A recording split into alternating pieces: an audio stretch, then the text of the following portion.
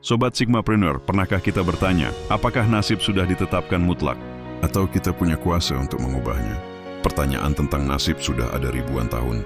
Manusia mencoba membaca peta takdir. Hari ini di Near, kita akan melakukan perjalanan intelektual yang seru. Kita akan melihat 3 lensa besar tentang nasib, konsep Dharma dari Timur, takdir dalam teologi Islam, dan pandangan filosofis kontemporer dari Indonesia. Meski lahir dari tradisi berbeda, ketiganya bertemu dalam satu kesimpulan yang memberdayakan. Kita sering terjebak dalam 2 kutub, menganggap diri wayang tak berdaya, atau merasa bisa mengontrol segalanya. Padahal, kearifan kuno dan modern menawarkan jalan tengah. Kita mulai dari Timur, Dharma. Dalam Hindu, Dharma bukan takdir pasif. Dharma adalah tugas, fungsi, dan kewajiban kita. Bayangkan semesta seperti mesin besar. Setiap bagian punya peran. Dharma dokter menyembuhkan, guru mendidik, orang tua merawat. Cara selaras dengan alam semesta bukan meratapi hasil, tapi menjalankan fungsi kita sebaik mungkin. Saat menjalankan Dharma, kita menari dengan irama kosmos. Nasib baik atau buruk jadi nomor 2. Yang utama adalah pemenuhan kewajiban. Dalam Buddhisme, Dharma memiliki makna berbeda. Dharma adalah ajaran Buddha, hukum universal dan realitas apa adanya. Penderitaan muncul dari ketidaktahuan.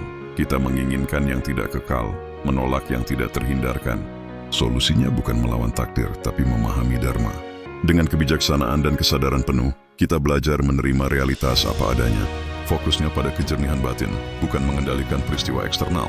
Sekarang kita masuk ke teologi Islam klasik. Konsep takdir membedakan antara qada dan qadar. Qadar adalah rencana Allah sejak azali. Qada adalah realisasi rencana itu di dunia. Takdir juga terbagi 2. Pertama, takdir mubram, absolut, tidak bisa diubah. Jenis kelamin saat lahir, siapa orang tua kita, kapan kita mati. Memperdebatkannya hanya membuang energi. Kedua, takdir mu'allaq, takdir yang bergantung pada ikhtiar. Menjadi berilmu bergantung pada usaha belajar. Sehat bergantung pada gaya hidup. Doa dan kerja keras dapat mengintervensi takdir ini. Islam menolak pasrah buta. Kita diperintahkan berikhtiar seolah nasib di tangan kita, dan bertawakal seolah kita tak punya daya. Sekarang kita masuk ke pandangan kontemporer. Pandangan ini membedakan takdir dan nasib. Takdir adalah proses produksi Tuhan absolut. Nasib adalah hasilnya, manusia dilarang terobsesi pada hasil. Itu sia-sia seperti penonton sepak bola yang mengatur strategi dari tribun. Fokuslah pada wilayah yang bisa kita kendalikan, audit proses internal. Kerja keras, ketangguhan mental, kesabaran, kecerdasan mengambil keputusan. Disinilah jihad yang sebenarnya. Nilai hidup bukan soal lamanya waktu, tetapi kedalaman kesadaran di setiap detik. Saat bekerja, apakah kita sadar? Saat beribadah, apakah kita sadar?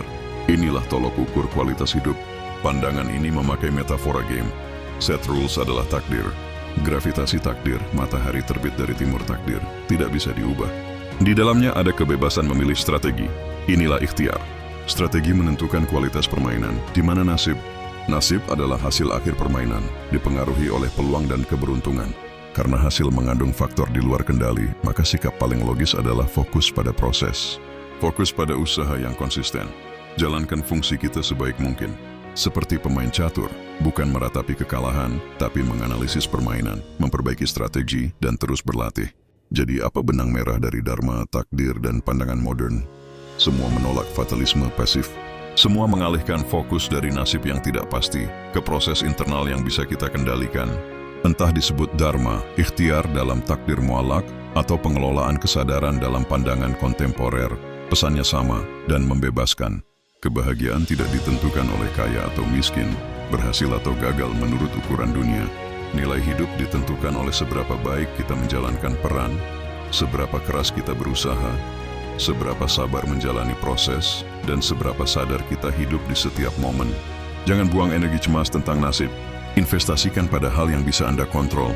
Usaha, doa, kesabaran, dan kesadaran. Disitulah letak kekuatan sejati manusia. Terima kasih telah menyimak sampai akhir. Semoga pembahasan ini memberikan perspektif baru yang mencerahkan. Dilan bermanfaat, tekan like, bagikan, dan follow untuk belajar bersama.